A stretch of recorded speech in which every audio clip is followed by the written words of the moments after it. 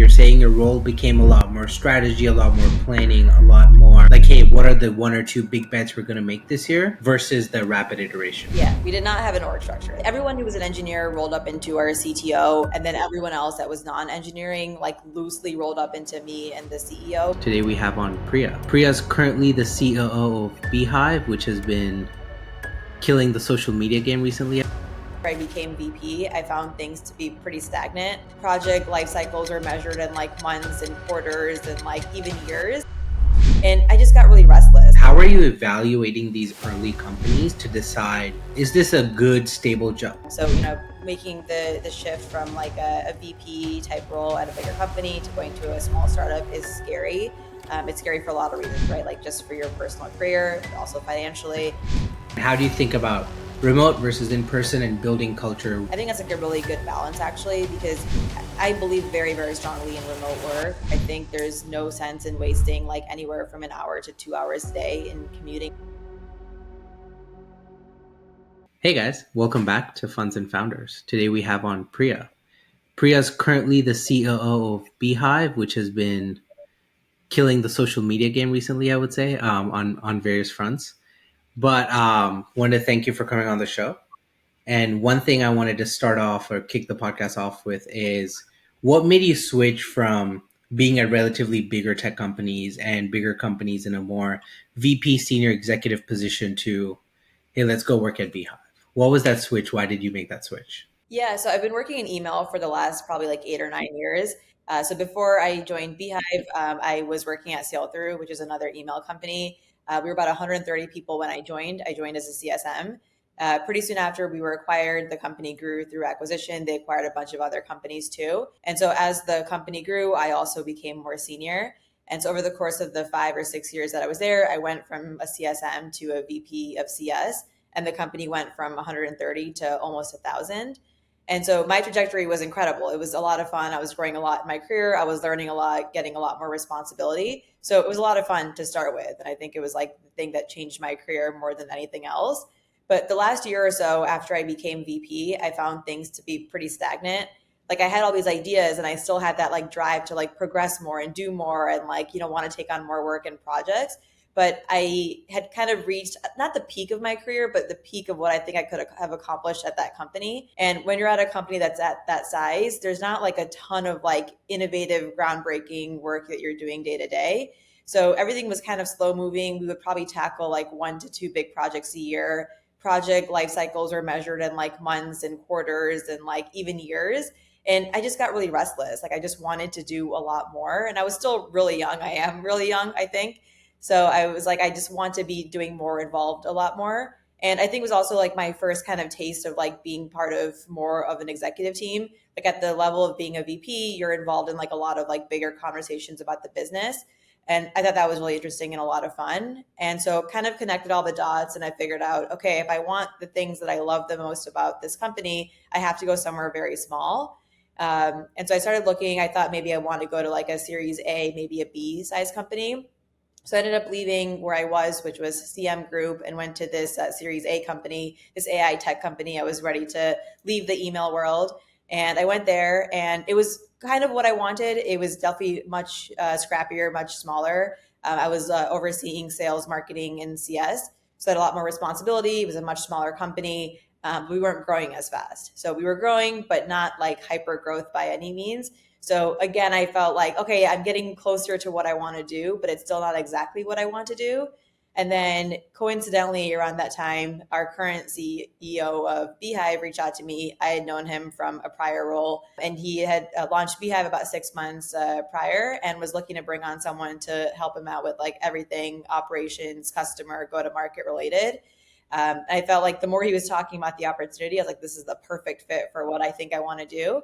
So ended up joining. I was employee number 8. I joined when we were still seed stage. And yeah, I got exactly what I was looking for. It was perfect.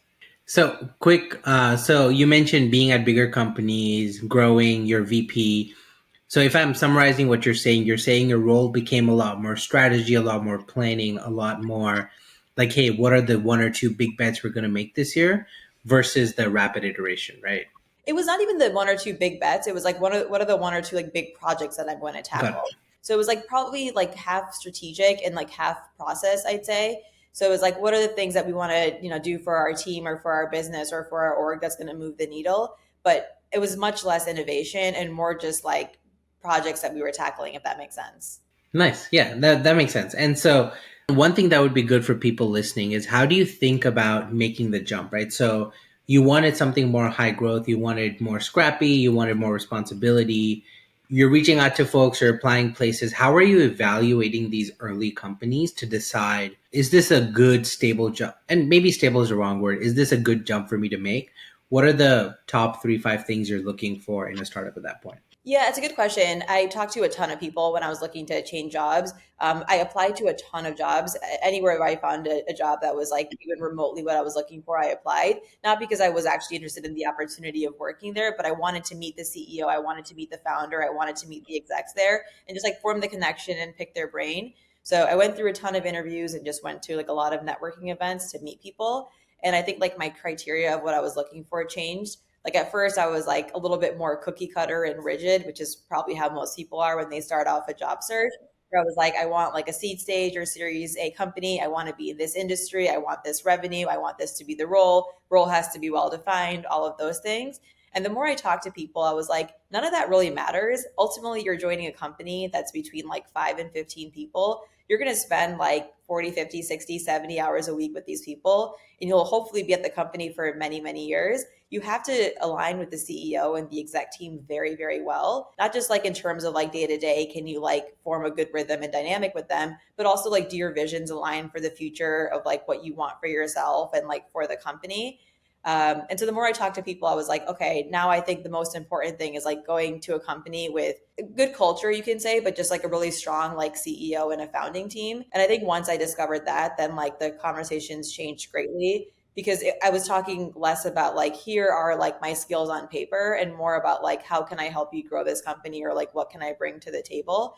So I think like I changed my perspective and then I was also able to find like a better fit for what I was looking for. I think you mentioned one thing where you were looking for a well defined job. And I think something I wanted to highlight for anyone listening is when you're working at an early stage startup, yes, there's going to be like a defined set of stuff you own.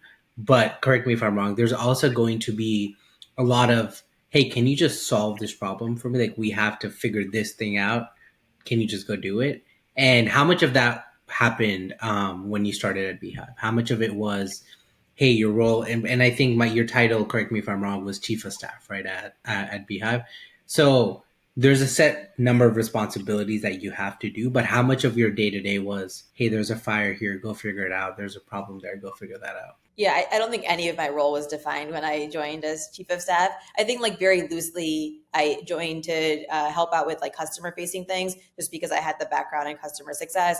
I'd worked at other email platforms, and that had been my role and my strength. So loosely, I was coming on to do that. But we had a much smaller customer base. We didn't really have like a team that was supporting customers. So there was like some work to do there, but there wasn't a ton. And also it was to be figured out like what that would actually look like. So I think like very little of the role was defined, and it was more like as things pop up, like you will, jump in and help out, which was awesome, right? Like that's exactly why I joined a company at this stage. And going back to your last question around like, why did I decide to make this jump and, looking for a new role? I realized that like all the reasons why I wanted to go to a small company was I wanted to learn, I wanted to like, get my hands dirty and like be a part of everything. And if I was looking for a role that was very well defined, I would lose out on everything else. So, kind of, what's the point, right? Like, I was basically Makes going to find sense. myself in the same situation that I was in before. So, it was a very hard idea to get out of my head. But once I was like, who cares about the role, right? Who cares about like what the JD is or what this person actually wants you to do day to day? Do you click well with the founders? Do you want to like solve problems with them? Do you want to help build and grow with them? That's like the most important thing.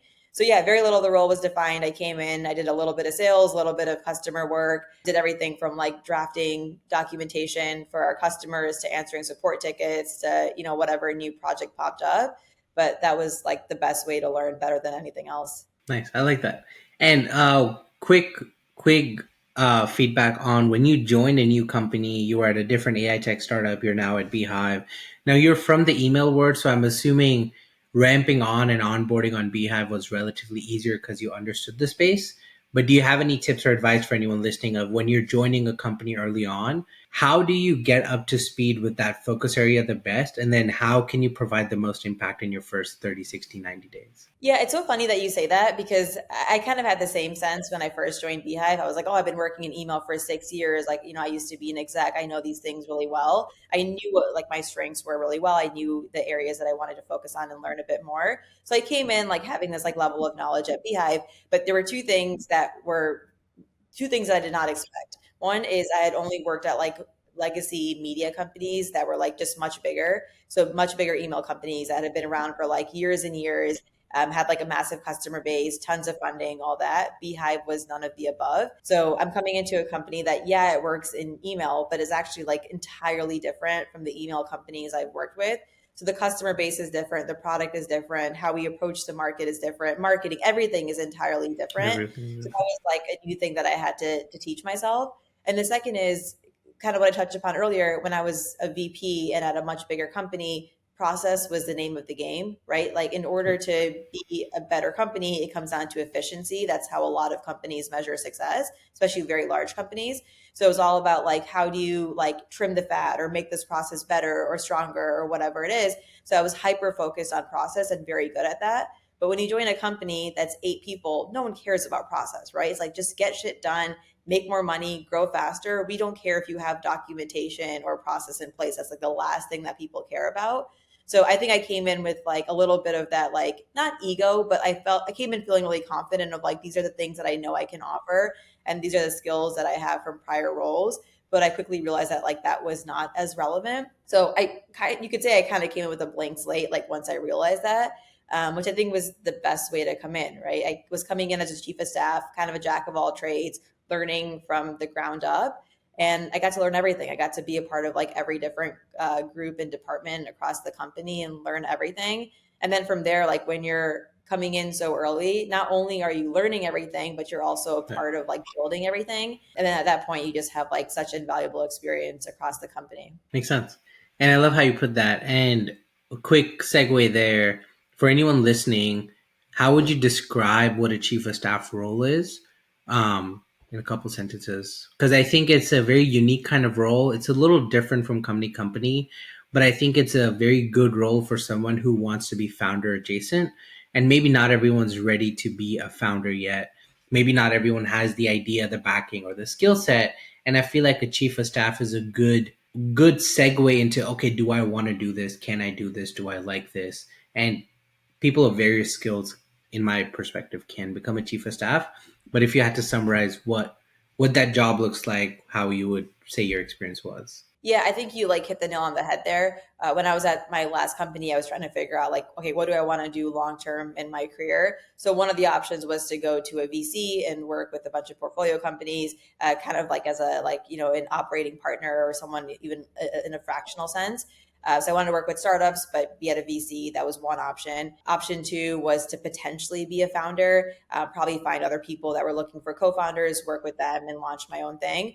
Or the third option was to stay on a similar trajectory that I was currently on and stay in this like executive type of role at companies of different sizes. And I felt like the chief of staff was actually just like the perfect overlap of those three things because you're working at a really small company, helping Nice. it Yeah. grow. So you get like this incredible experience. If you ever want to go to a VC, you still have that exec type of status. And then you are quasi a founder with like none of the risk of being a founder. So it was kind of the Yeah. perfect of all the things that I was looking for, which is why the chief of staff role really resonated with me. And I think the role differs a lot based upon the size and like series or stage of the company. 100%. So if you go at like a series C versus a seed stage, which is when I joined, the role is very, very different. But I think in general, it's like a right hand person for the CEO or one of the co founders. Where basically, like the CEO probably every morning wakes up with like 55 things that they have to get done. And of those, they're going to probably be able to do five realistically, right? It's like all the things that they know are really important, but they themselves can't do, they can pass over to someone else to own. And then over time, it's like you build expertise in certain areas and then you gravitate more towards like certain projects or initiatives. And that's kind of like how you build your role over time. But I think to begin, it's very much like you are the CEO's right hand person and are Yeah. helping them tackle the most important things day to day and week to week. I like that.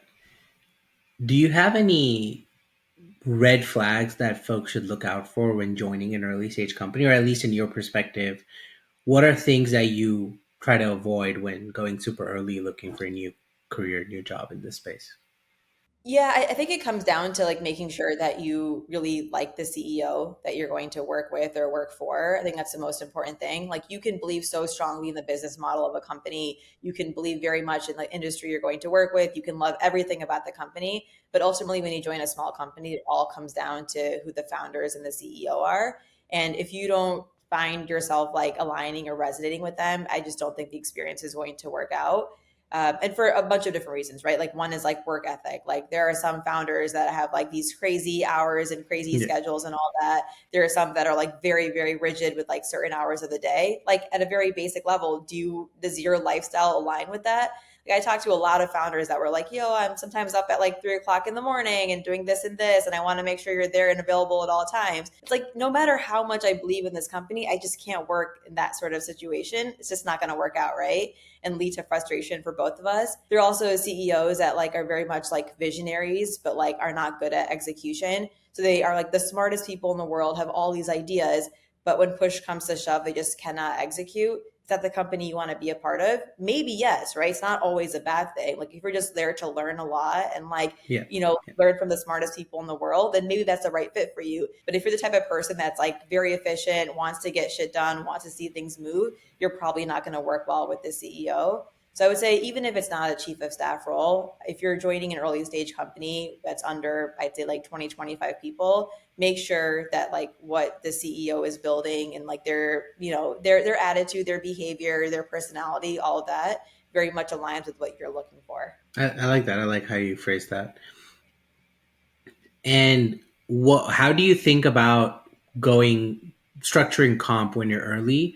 Do you tend to structure more cash based versus less equity? Do you have any opinions on tips for anyone listening on how to do that? Because I think that's a question, or like a comment I hear a lot is, okay, I should get X%, I should do this, I should do that, right? And understand that when you're going early in, you have lesser risk, but a decent amount of upside if the company does do well. But how do you think about comp structures there at early stage companies? Yeah, it's really hard to say because every company is so different. But I think you have to first like start with yourself and make sure that you know what you're looking for. Yeah.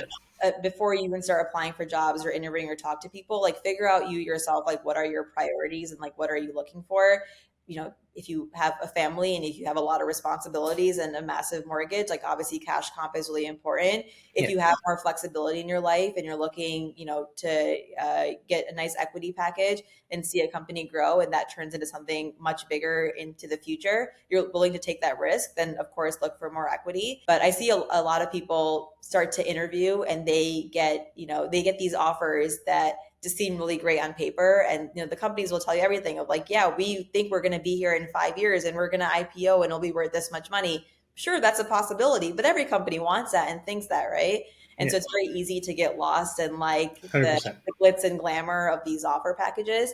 I think also when you're looking at a combination of like cash and equity, equity is essentially worthless, right? When you join a startup company, it has the potential to be worth a lot of money, but in the moment, it's truly worthless. So I think a lot of people also struggle to figure out like, how do I actually value this package that I'm getting? Because it doesn't really mean that much to me. So I'd say like figure out what you're looking for, figure out what your priorities are, and then talk to people. Like I think people are very scared about talking about comp in the workplace. It's normal. It's scary for anybody, but find a few people who are like a few steps ahead of you in their career that you trust and tell them about your package and like get their feedback. I remember before I joined Beehive and I was interviewing at other companies, there was this one offer that I got that seemed incredible. I was like, this is like the best offer I've ever gotten or will ever get. It seemed amazing on paper. I'm a smart person, I have a finance background. Like I vetted this offer very well.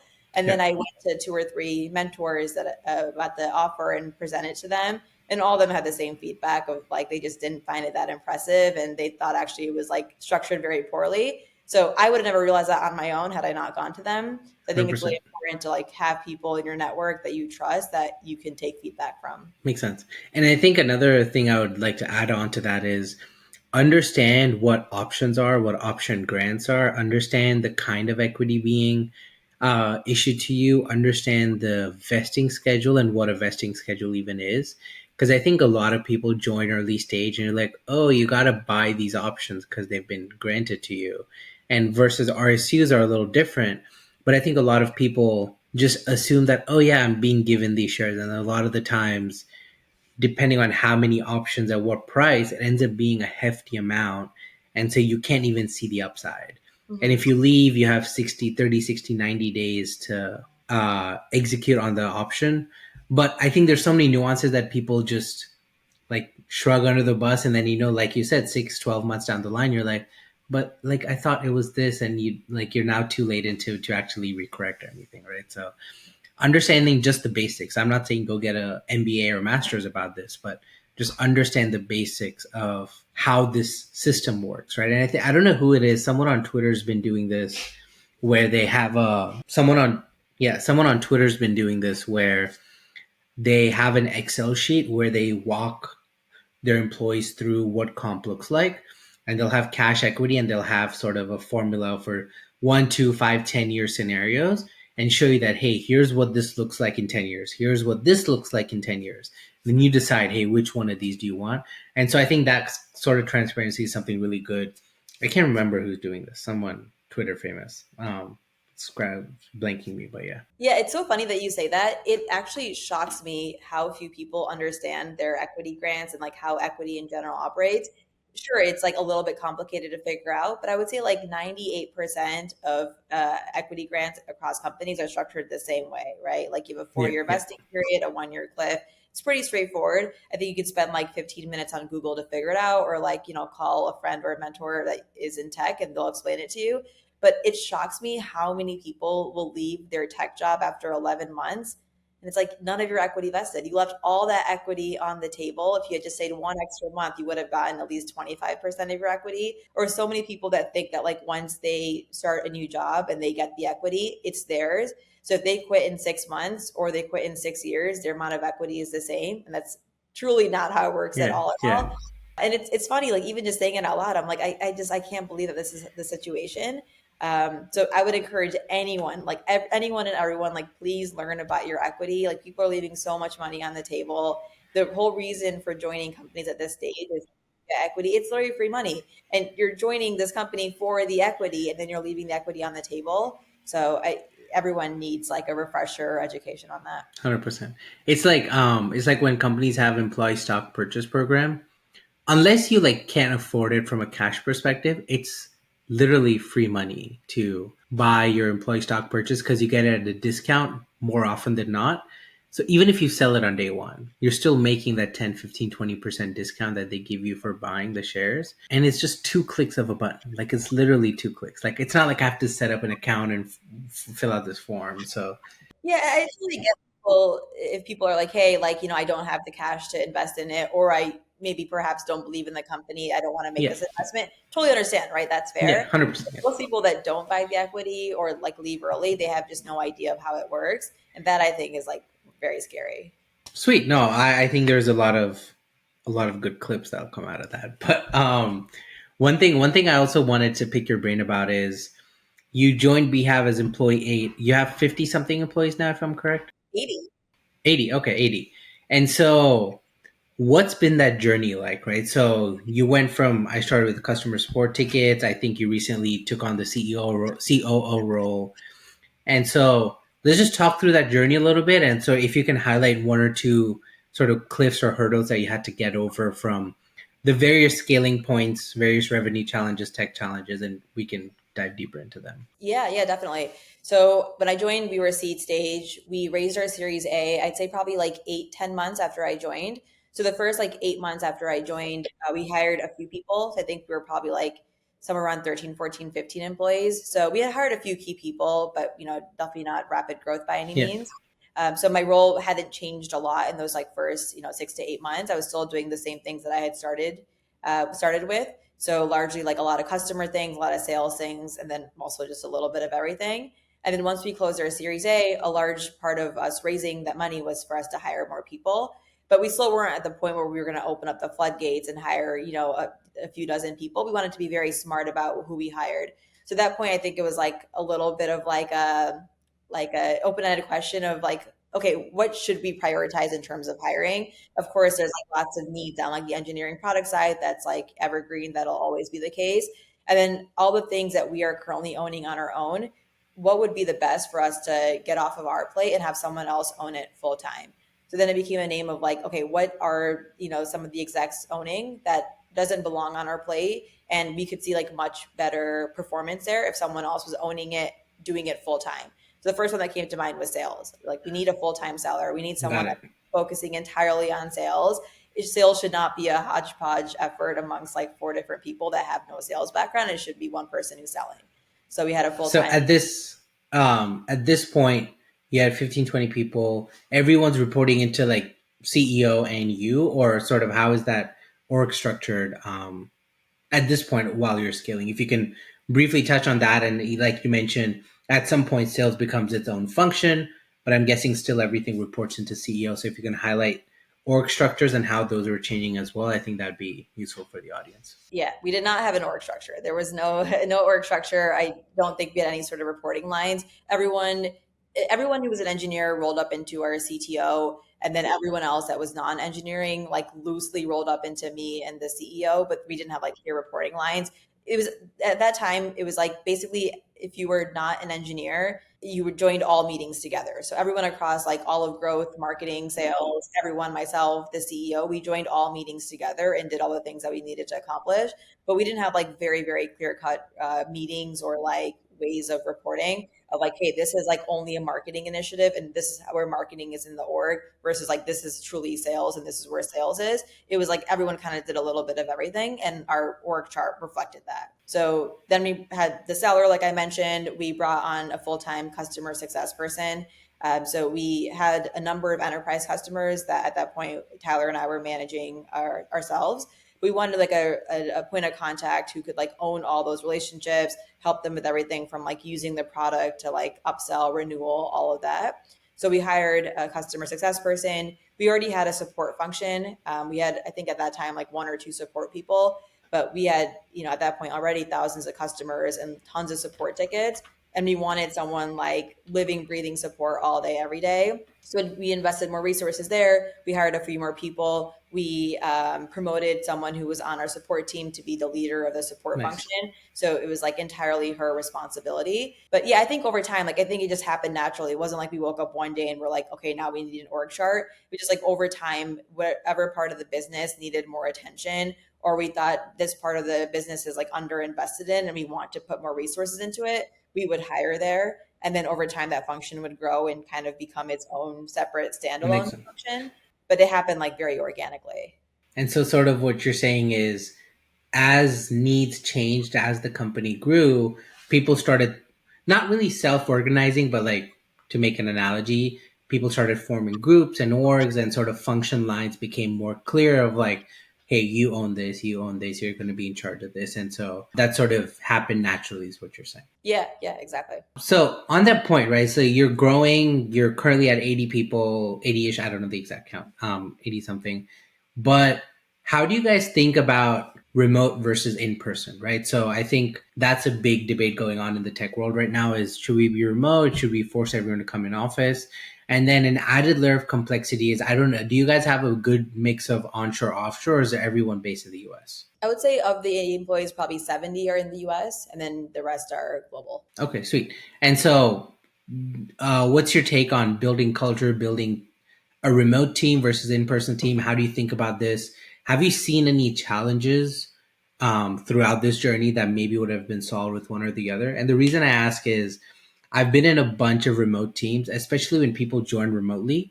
My two cents there is that I feel like if you've worked together in person, it's really easy to then work remotely with this person because you now understand their work style, their Slack habits, their Zoom. Like, are they a set a meeting on my calendar kind of person? Or can I just pick up the phone and call them or send them a huddle and resolve an issue? So, keeping that in mind, how do you think about remote versus in person and building culture while the team is, I would say, rapidly growing? You're probably adding new headcount every couple of weeks. Mhm. Yeah, so we're fully remote. We have plans to always be fully remote. I don't think we'll ever open up an office, I hope.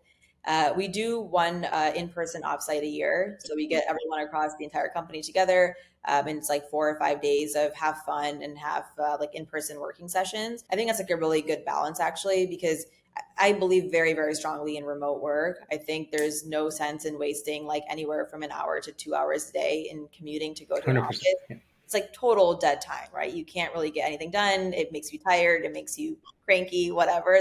There's truly no need for it, especially in a world where like it's so easy to stay connected with technology. I think people just like tend to like work harder and be happier if they can work in the space they want to work in.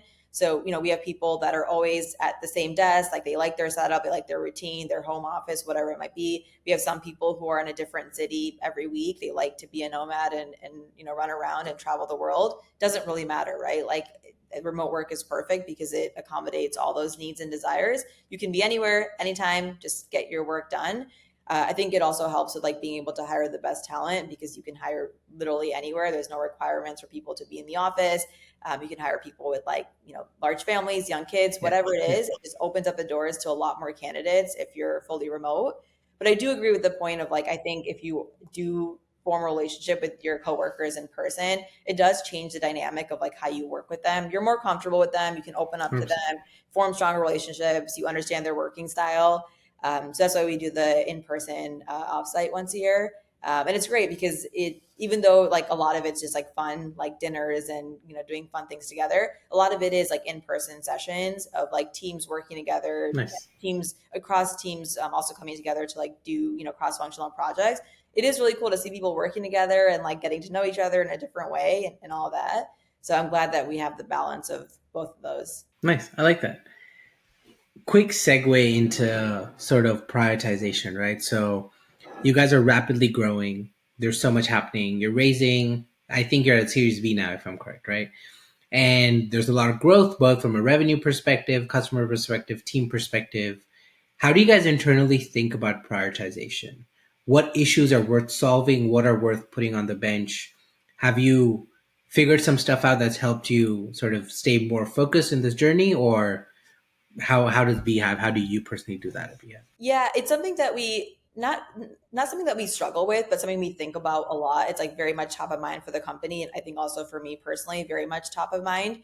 Especially when you are like you just close your Series A or you just close your Series B. All these companies come out of the woodworks to like want to work with you, want to partner with you, Yeah, they want to acquire you, they want to get acquired. There's all these opportunities, and the worst part or the best part is all of them seem like really cool opportunities, right? yeah, yeah, There's the obvious ones that are not a good fit for you. But even once you rule those out, there's still a ton left that are like, wow, this is a really cool thing for us to work on or for us to build. And any one of those really cool ones could potentially be a game changer for your company, right? Like you never know until you actually do it and build it. But you can't do everything, right? Because A, you don't have the time, resources, money, or bandwidth. B, it takes away focus from what you're actually intending to build. And you obviously have your own roadmap and things you want to focus on. So it is really hard to figure out like what is important and what's not. I think that there's always like some debate at the leadership level to figure out like what's important and like what should be prioritized. But I think we're always like largely aligned in like where we should focus. But yeah, I mean, it's like very tempted to get distracted by these like cool, flashy things that come across your desk because they do seem like incredible opportunities. But I think you just have to be like very laser focused. And our CEO loves saying that like you have to be very good at saying no because like these will always pop up. You just have to like turn a blind eye and just say no and like keep moving on. That's one part of it. The other part of it is as a leadership team, we read this book Traction about a year and a half ago. So I know a lot of companies employ the traction framework. I was apprehensive when we kicked it off and read the book, but I loved the book. I thought it was like very, very helpful. I thought the way that it broke down like all the different elements of building a business and running a business were super helpful. I think like once you have like a framework in which you can like position conversations in, it makes everything like a lot easier and more impactful. So, we went through the whole exercise. We figured out what is our long-term goal and vision. Where do we want to be in 5 years?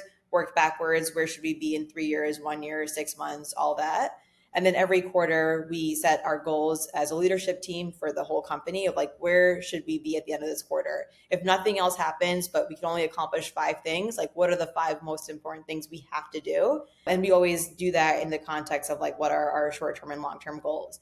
So I think that also keeps us like very focused because we might have like all this noise around and like other things popping up, But if ultimately those things aren't like in, one to one with our longer term goals, then it's like a clear, it's a clear answer of like we shouldn't pursue this.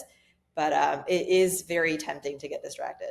At what point in the journey, and when you say distracted, I've referred to this a bunch of times on the podcast, which is shiny object syndrome, where founders always want to do something that it's not on track. It's an idea out of left field, but it looks really nice, and you're afraid of not doing it because of the potential of whatever that could be.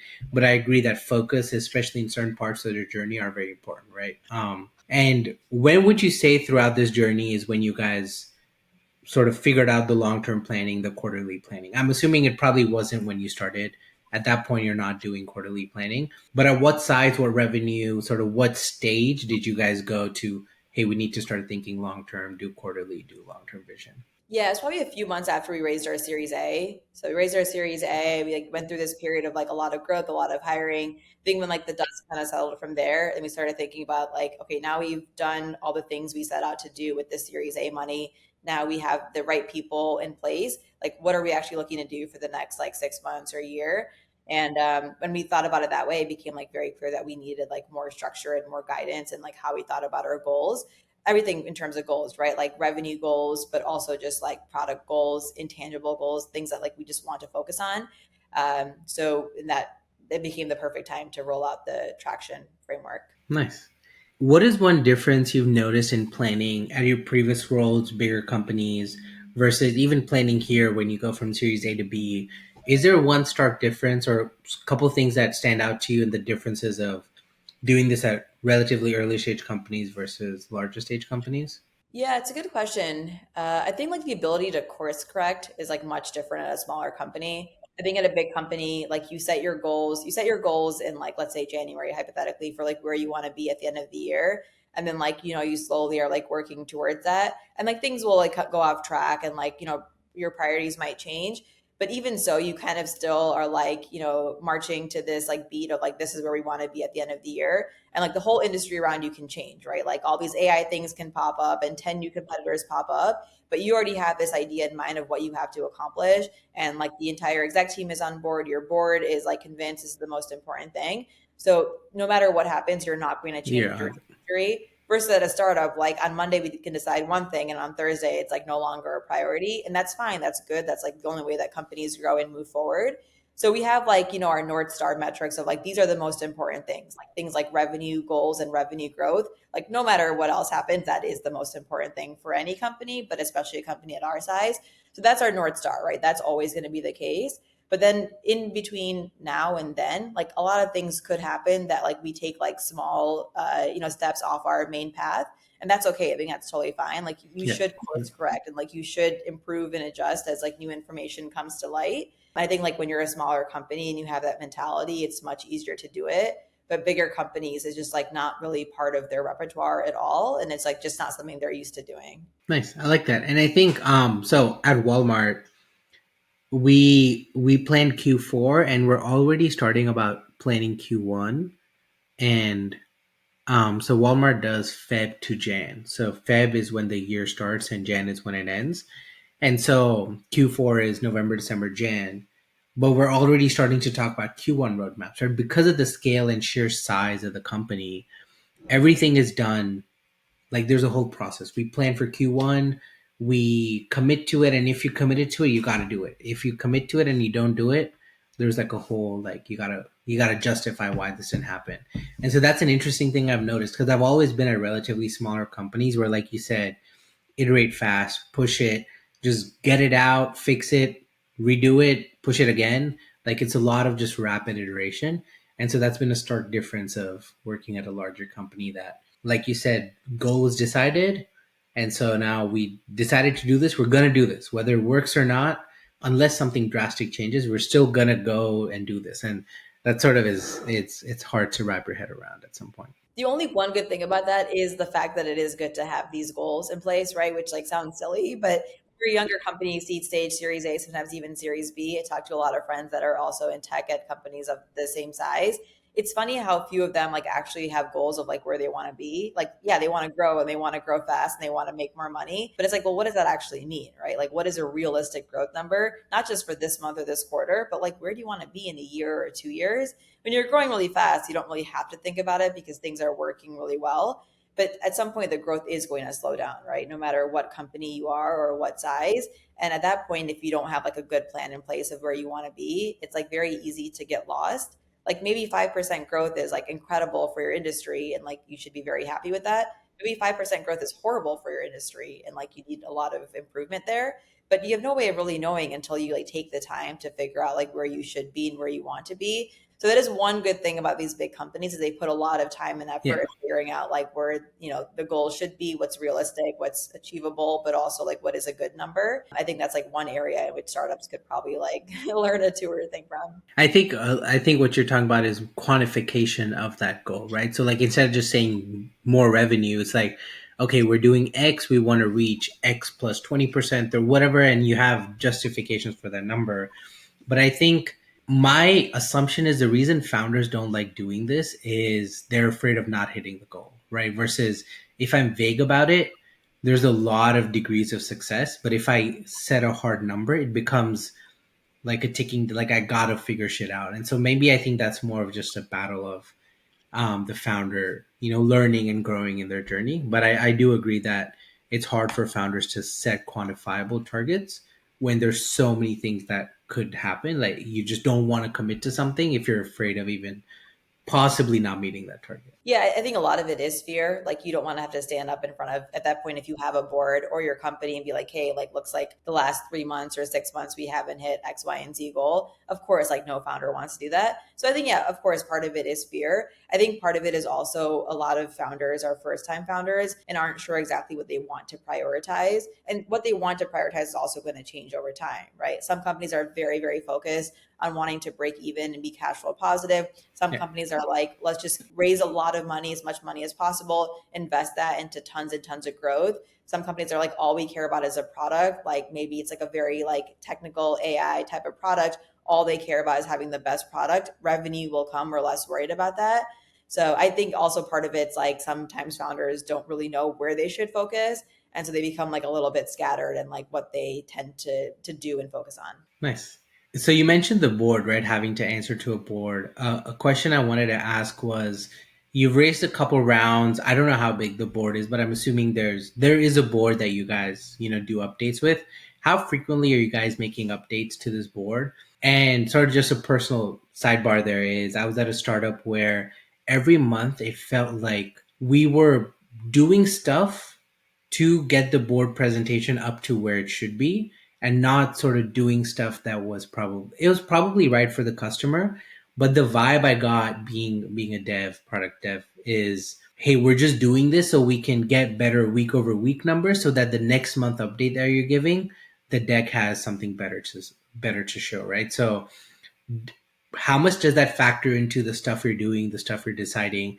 How much of this board dynamic do you guys actually care about, or are you guys doing what you think is right for the product, the company, and then you sort of deal with whatever the board has to? Does that make sense? What I'm trying to say, sort of a Well, I mean, thankfully, we don't deal with that too much.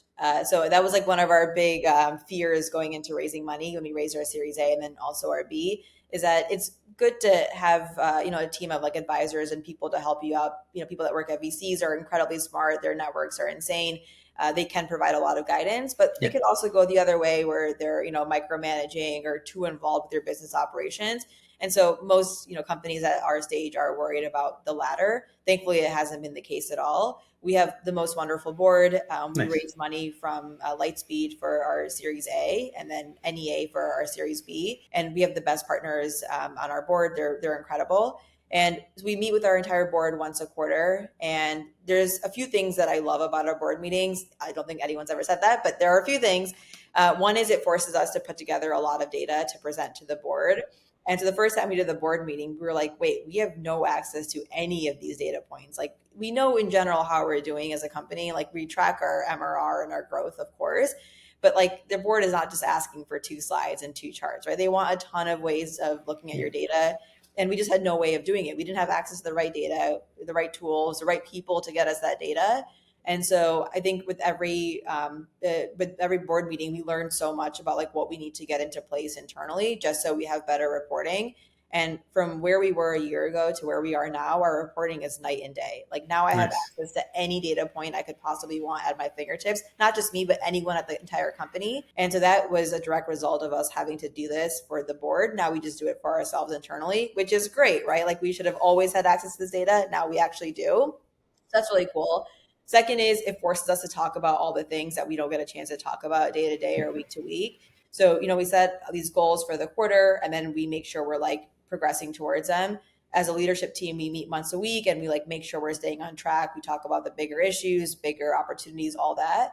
But we rarely ever take like a full step back and get totally out of the weeds and talk about entirely big picture initiatives or like our company. But that's what you do in a board meeting. So I think Nice. being forced to have that conversation for us, just the internal Beehive team, I think is like very, very good. And then of course you get the added benefit of like you have some of the smartest people in the world and in tech and investing giving you feedback and advice and guidance. So in that sense, I think the last few board meetings have been like very impactful because we figured out the right topics that we want to cover. We figured out where we needed advice, where we need help. And now I think that like we walk away from every board meeting with like half a dozen ideas and action items. Nice. So it makes them very impactful. Nice. I like that. Another addition to the data point is I think it forces you to question the quality of your data and sort of make sure that you're tracking the right things from the right places and you have sort of fallback measures, right? Because I think a lot of times you'll just go and pull Stripe data, and but in realistically, you got to pull Stripe plus chargeback plus refunds to get a really accurate picture of how much money you're making, right? Because the top line number is probably never what the bottom line number is, and so I think it just forces you to really go a level deeper, right? When you start looking at churn graphs of your customers, looking at 30, 60, 90-day graphs of, hey, at what point do people start churning? Maybe it's longer because you guys do monthly subscriptions, but I think having that also gives you better product vision because you now understand what's really happening instead of just doing what leadership thinks we should be doing. Because I think a lot of early stage startups start up with the founder sort of calling all the shots, right? Like, I know we need this. I know my customers want this. I like this. Let's go build this, right? And at some point, I think that has to transition to, okay, you like this, but let's find the data to back whether it's worth doing or not, instead of leadership just telling us to build stuff. Yeah. Yeah, and I think like the board is also a great reality check. Like internally, when you work as a leadership team, like you have a way of like justifying or rationalizing any sort of data point. Oh, churn was higher, but it's for these reasons, right? Or like MRR growth was slow, but we know why it was slow. Yeah. And so you find a reason for everything. When you go to the board, they're like, we don't care what your reasons are, right? Like this number is here, but it needs to be here. And let's like make sure we actually get there. And it's the accountability of like 3 months feels like a ton of time when you walk out of a board meeting, but like you blink twice and Yeah. the next board meeting is there. And so like the board will give you very clear and concise and actionable feedback of like Feedback. what went wrong and what needs to be improved. But I think it is good to have that like external force there kind of guiding you in the right way. I like that. You mentioned the board acts as a guidance, a board of advisors, right? One thing I wanted to ask you is, do you have any mentors? Do you use any mentors in your journey? You've gone a bunch of roles. You're at the startup. You're growing a bunch within this role itself. Do you have any mentorship resources that you personally use to help you navigate the journey? Because I think the company is separate, and then sort of you on your own personal journey, your career, your personal journey. How do you think about that? Do you use any resources? Do you have people you reach out to? Do you have any tips there for anyone listening on how you structure that and what someone could potentially structure their mentorship like? Yeah, it's a good question. I do and I don't. I think I used to have like a really good network of mentors when I was at prior roles, and mostly it was people that I just kind of happened to meet in my career, either people that were working at the same company as me, or people that I kind of met along the way through events and partnerships and all of that. So people that were either like in a very similar role to me, but a few years older, or people in like very different spaces that I found very interesting. And I felt like I looked to them a lot for everything from like general career advice and guidance, Also like very specific questions on like reviewing my comp plan or, giving me thoughts about a potential job opportunity. But then also just like, learning by watching, like seeing how they navigate their career and like navigate different opportunities and learning from them. So I think I did a very good job of that before. I think in the last like year or two, I mean, I can probably just blame it on the fact that I've been like very busy working at a smaller company. But I think I have done not as good of a job as like building my Nice. mentorship base as I probably should. But I know how much has helped me in the past. So it's definitely been like very top of mind. It's something that I want to get back to. Nice. And my sister lives in New York. She works in tech as well, and she's had a bunch of mentors across her different roles. And I think one thing she said that I really liked was, so she mentioned one of the things she likes is she gets mentors who are women in tech, in DevOps and networks is what she does, who are in potential positions that she would like to be, to sort of get the picture of, okay, how did you go from where I am at to where you are? Sort of what does that look like? What does your day to day look like? She has two kids, so she uses mentors a lot to sort of figure out, okay, what does my journey look like, and how do I navigate that going forward? Just because there's a lot more challenges for her to figure out. So I think that's one thing that I like about having a mentor is it's perspective that's outside of whatever challenge you're facing, but it gives you some sort of guidance. Because I Yep. feel like if you don't have that or you're not very well connected, you're sort of just throwing darts and like figuring shit out. And with one or two data points, you could do stuff a lot more efficiently, make better jumps, make better career decisions. But I feel like a lot of people are afraid of being vulnerable in front of a mentor, and they don't fully utilize that resource as a resource. But just my 2 cents on mentorship. But Yeah, I think there's like two ways to look at mentors. I mean, there's probably tons of ways to look at them, but two ways that I think about it. One is exactly what you just said. So looking at someone who's like in a similar space as you, but like a bit more senior or a bit more advanced or has more experience. And you think to yourself, like, I can see myself being here in like 2 to 5 years, or I want to be here in 2 to 5 years. yeah, This person can like help me get there because they were obviously in my situation at one time too. So that's like very like direct and specific. I think there's the other way of thinking about it of like finding people who are just like in general successful. It could be like very much outside of like how what your career path is or how even how you think about success, right? Successful could be like big title or a lot of money, or it could be like, having a very impactful career in a certain part of the world, whatever it is, right? However you define success. But I think like the benefit of talking to people like that is it just like expands your horizons a ton. I think like when I was at a bigger company, my whole life was like, okay, I'm a director. How do I get to VP? Okay, now I'm a VP. What's how next? do I get And here? so it is good to talk to people who are one step ahead of you because they will guide you. But it's also good to talk to people that are doing something entirely different. And they're like, don't think about it that way, right? Think about it this way. Or like, Yeah, this is yeah, what I'm doing. It just like opens up your eyes to this whole other world. yeah. And I think something to add to that is also looking for mentors within your company. One of my previous bosses ended up becoming CTO over his 10 years at the company, billion-dollar company got acquired. And he said it was because one of the existing senior managers, VPs, sort of took him under his like arm of like, hey, I'm gonna help you sort of navigate this space. He's like, if that wouldn't have happened, I would have just been a senior manager sort of chilling in my corner. But because of that one guidance that he had, he was able to climb the ranks on a different scale, and then he also helps other people now do something similar and figure out their journey. But I think that also is very important. Even if you don't want to go outside, reach out.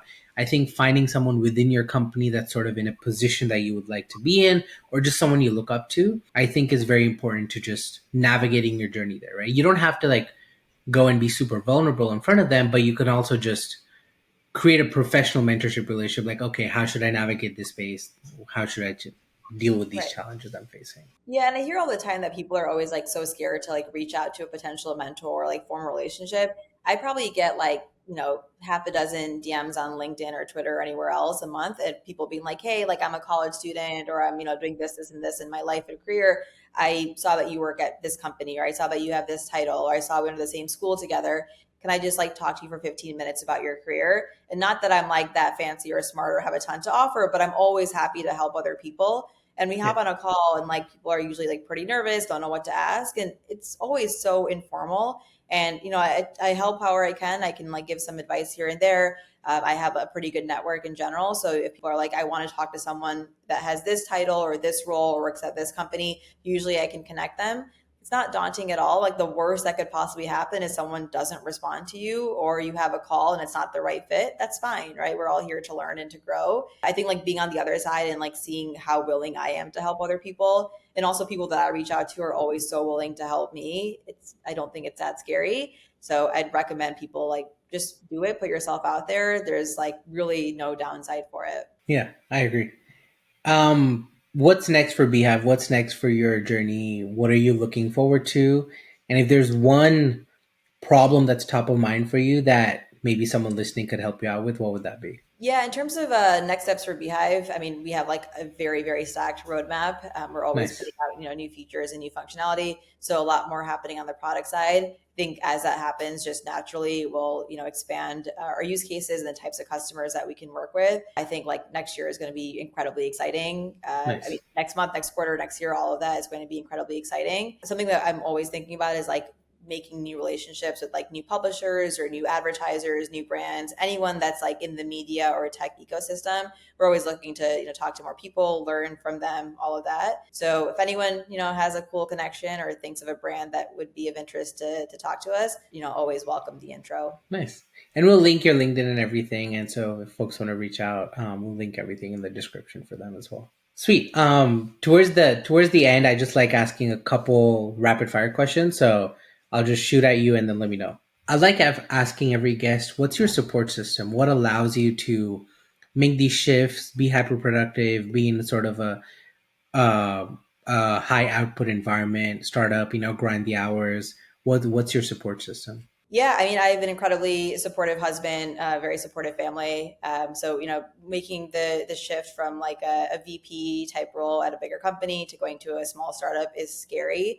It's scary for a lot of reasons, right? Like just for your personal career, but also financially. Yeah. So it's important to have people that believe in you, will support you, are there when things get tough, but also happy to celebrate with you when things are going really well.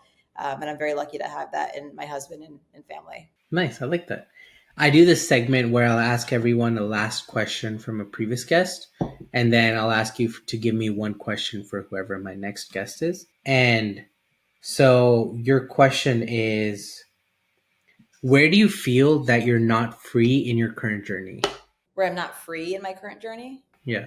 Interesting. Feel free to interpret this however you want. That's sort of the question from the guest. So I will just ask it as it is. Yeah, it's a good question.